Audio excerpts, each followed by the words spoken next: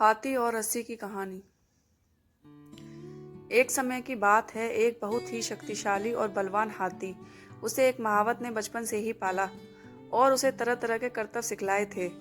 महावत प्रतिदिन हाथी को बाजार ले जाता था। हाथी बाजार में करतब दिखलाता था जिससे देखकर लोग खुश होते और हाथी और महावत को पैसा देते थे। इसी पैसे को महावत एकत्र कर लेता था और उसी से उसकी रोजी रोटी चलती थी। घर जाने के पश्चात महावत हाथी को एक पतली सी रस्सी से बांध देता था। लोगों को यह बात बड़ी अजीब सी लगती थी कि इतना हट्टा कट्टा हाथी इतनी पतली सी रस्सी से कैसे बंधा हुआ था। एक दिन एक व्यक्ति ने महावत से पूछा, महावत भाई, आपका हाथी तो इतना हष्ट पुष्ट और बलवान है, किंतु आप इसे इतनी पतली सी रस्सी से बांधते हो।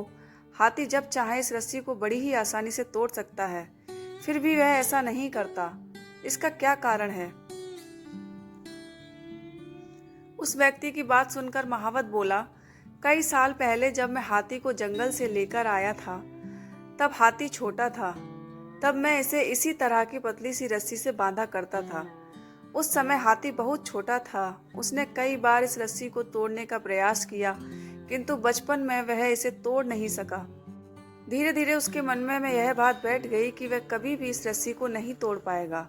अब हाथी बड़ा हो चुका है, वह चाहे तो एक ही झटके में इस रस्सी को तोड़ सकता है, किंतु हाथी अब इस रस्सी को तोड़ने का प्रयास भी नहीं करता, क्योंकि वह सोचता है कि वह इस रस्सी को नहीं तोड़ पाएगा।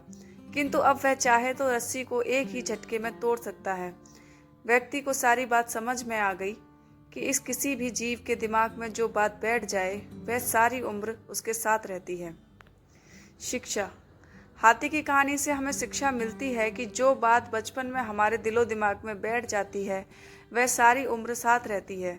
इसीलिए बच्चों को बचपन में अच्छी सीख देनी चाहिए ताकि वह सारी उम्र उस पर अमल कर सकें।